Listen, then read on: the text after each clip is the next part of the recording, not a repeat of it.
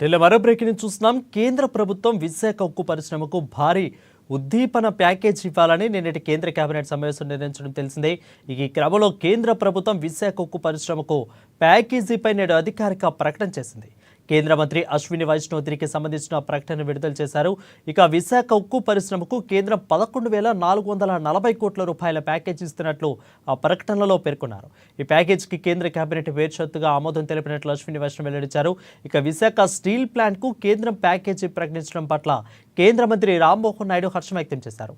Package కేటాయించిన ప్రధాని నరేంద్ర మోడీకి కేంద్ర ప్రభుత్వానికి ధన్యవాదాలు తెలుపుతున్నామని వెల్లడించారు.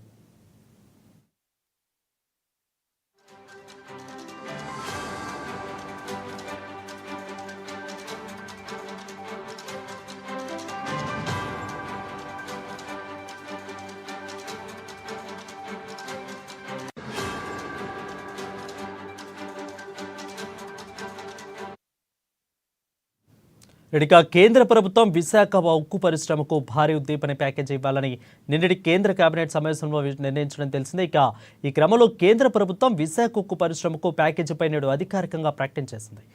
అయితే ఇక దీనిపై మరింత సమాచారం మా ప్రతినిధి సత్యనారాయణ అందిస్తారు. సత్యనారాయణ చెప్పండి. వరుణ్, స్టీల్ ప్లాంట్కు కేంద్ర మంత్రి అశ్విన్ వైష్ణవ్ అయితే ఈ రోజు 11,440 కోట్లతో ఆర్థిక ప్యాకేజీని అయితే అధికారికంగా ప్రకటించడం జరిగింది. దీనిపై కూటమి ప్రభుత్వం సాధించిన ఘన విజయంగా కూటమి శ్రేణులు అయితే చెప్తున్న పరిస్థితి కనబడుతుంది. నాడు ఉమ్మడి ఏపీ ముఖ్యమంత్రిగా ఉన్న చంద్రబాబు నాయుడు చొరవ తీసుకుని స్వర్గీయ వాజ్పేయి ప్రధానిగా ఉన్న సమయంలో కూడా 1,600 కోట్ల రూపాయలు మాఫీ చేసిన విషయాన్ని అయితే వారు గుర్తు చేస్తున్న పరిస్థితి అయితే కనిపిస్తోంది. విశాఖ ఉక్కుకు కొత్త ఊపిరి పోసిన కేంద్ర ప్రభుత్వానికి కూటమి నాయకులందరూ ముక్కుముడిగా కృతజ్ఞతలే చెప్తున్నారు. ఇప్పటికే సంబరాలు అయితే జరుపుకుంటున్నారు. విశాఖ ఉక్కు ఆంధ్రుల హక్కు నినాదం వెనక దాగున్న తెలుగు ప్రజల భావోద్వేగాలని దాని ప్రతిష్టను తెలియజేస్తూ పలుమార్లు ముఖ్యమంత్రి నారా చంద్రబాబు భారత ప్రధాని మోదీతో సహా కేంద్ర మంత్రులతో జరిపిన చర్చలకు ఫలితం దక్కిందని అయితే కూటమి శ్రేణులు చెప్తున్న పరిస్థితి కనిపిస్తోంది. కూటమి శ్రేణులు మా అధినాయకుడు చంద్రబాబు దార్శనికత, చిత్తశుద్ధి, అంకిత భావానికి నిదర్శనమే ఈ 11,440 కోట్ల ప్యాకేజ్ అని చెప్తున్నారు. కేంద్రం మెడలు వంచుతామని ప్రజలకు ఇచ్చిన మాటను ఒమ్ము చేస్తూ 23 మంది ఎంపీలు ఇచ్చిన తలొగ్గి గత జగన్ ప్రభుత్వం మొక్కుబడిగా లేఖలు రాసి చేతులు దులుపుకుంటే కూటమి ప్రభుత్వం మాత్రం ప్రజలకు ఇచ్చిన మాటను చేతల్లో నిలబెట్టుకుందని ఆనందం వ్యక్తం చేస్తున్నారు. ఇప్పటికే విశాఖలో అయితే కూటమి శ్రేణులు సంబరాలు జరుపుకోవడం జరిగింది.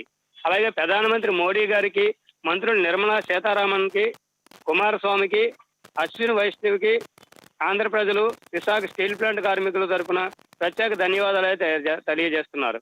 అలాగే ఇప్పటికే కేంద్ర మంత్రి రామ్మోహన్ నాయుడు అయితే హర్షం వ్యక్తం చేశారు విశాఖ స్టీల్ ప్లాంట్ కు కేంద్రం ప్యాకేజీ ప్రకటించడంపై. రైట్ సత్యనారాయణ, అయితే మీరు అన్నట్లుగా విశాఖ ఉక్కు ఆంధ్రుల హక్కు అని ఎప్పటి నుంచో తెలుగు వారి కళ ఈ రోజుతో సాకారం కానబోతుందా? ఇంకేమన్నా ప్రకటించాల్సిన ఏమన్నా ఉండాల్సిందా కేంద్రం?